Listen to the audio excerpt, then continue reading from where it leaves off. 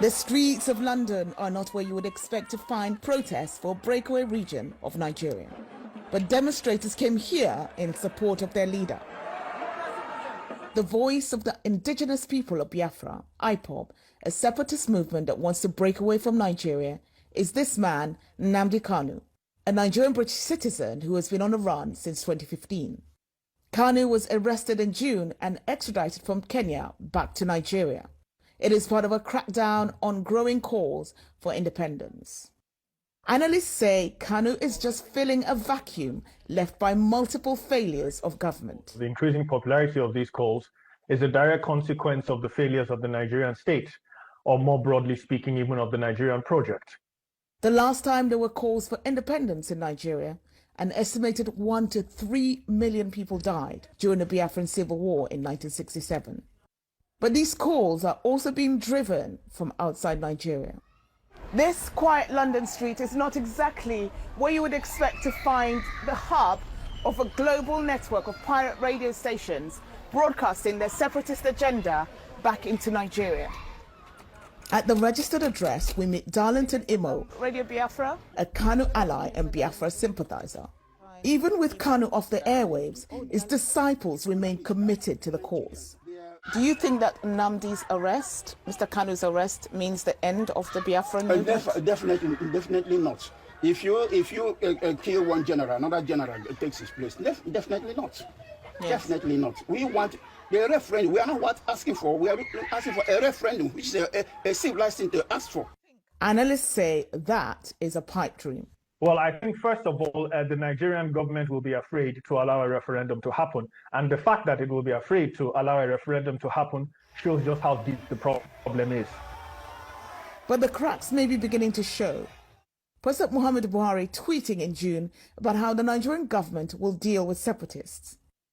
Twitter removed this post, deeming it offensive, and days later, Buhari banned the platform entirely from Nigeria. While Kanu remains in custody, that hasn't deterred protests in southeastern Nigeria, where IPOB had ordered a shutdown of work and economic activities every Monday, although that was recently suspended. What seems clear is that the nation could be at an impasse. Worst case scenario, of course, is that before 2023, the country essentially de facto disintegrates.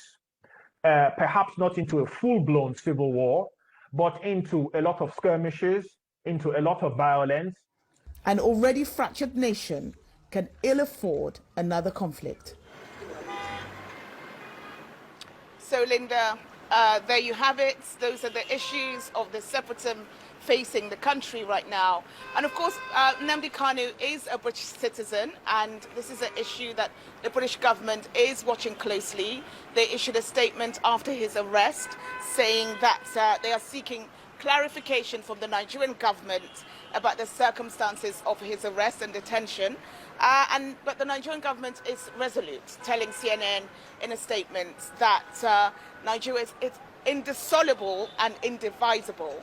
And they say that they will continue with their methods of detection and prevention of crimes against the internal security of the country. Linda.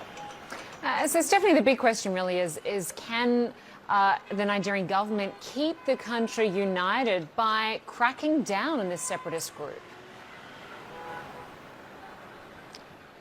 Well, analysts have been telling me that this is a tough issue for any leader to deal with, and not least in a country that's 4 times the size of the UK, with a population of over 200 million people. Nigerians always been divided, but seemingly so in recent years, and it's a country with very strong ethnic identities, and those ethnic identities are coming to fore more strongly than the national identity. So analysts are saying the leaders are caught between a rock and a hard place.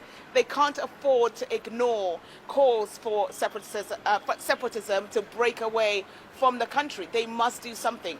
But the crackdowns are really creating more support for this movement, ironically, Linda.